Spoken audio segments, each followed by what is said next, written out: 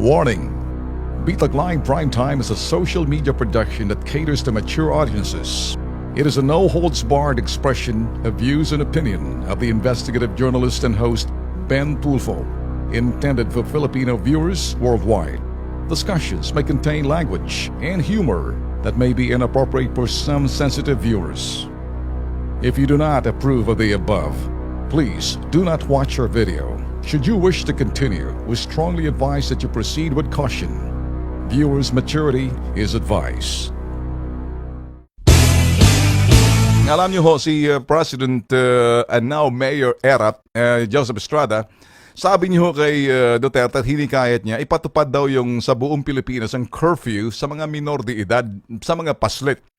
Alam niyo, sabi ho kasi ni President Estrada, may point ho tong si Erap, mga bossing. Alam niyo bakit? It should come from the President, sabi niya. Pag talagang in-order, talagang sinabi ng Pangulo, pinasa ng Kongreso, that's it! Dapat sundin yan. Batas na yan. Ay, sa ibang bansa, may mga curfew, mga bata. Bakit dito sa atin? Hello, mayaman ba tayo? Sino bang gumagala dyan sa labas ng lansangan ng mga pasit, mga bata? Nasaan mga magulang yan? Gawa ng gawa yung mga putok sa buhong malilibog na yan. Uncut. Walang ginawa yung pag nangate. Kiss-kiss nyo na lang kaya yung inyong mga...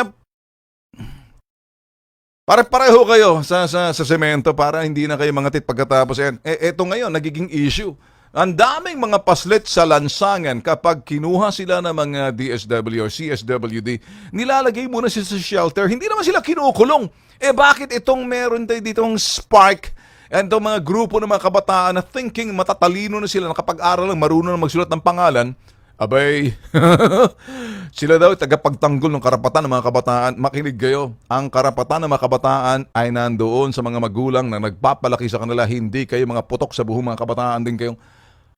Pero, kayo, mabubogli rin kayo mga kabataan na kayo. Kaya nyo magbuntis na kayo, baka gusto nyo magpadami, kaya gusto nyo ikalat ng mga bata sa lansa. Hindi kayo ganon? Nagtatanong lang po, mga bossing.